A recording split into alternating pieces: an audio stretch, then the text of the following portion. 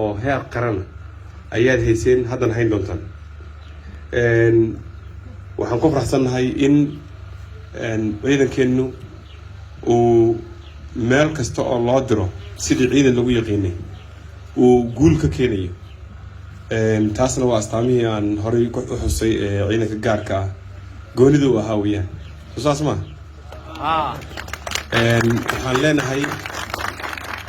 waxaan leenahay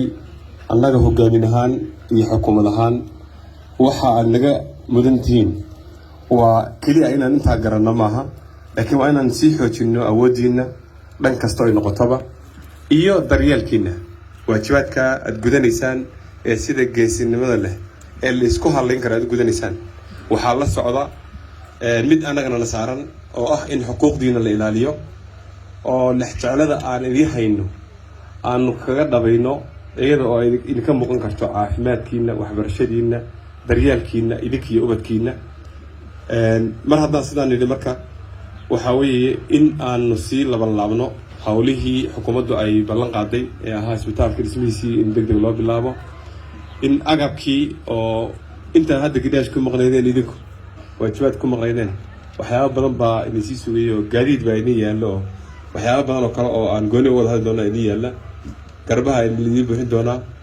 ragga qaarkii geesnimo badan baa la muujiyey waxa ciidan uu naga mudan yahay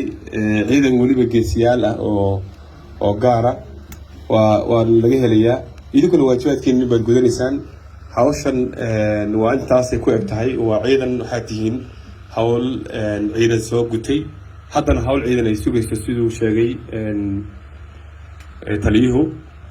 waxaan leenahay soo dhawaada roobkii waa tartiixaya barwaaqadaasna waa idinla socotay bashaashada deegaankiina waad ugu timaadeen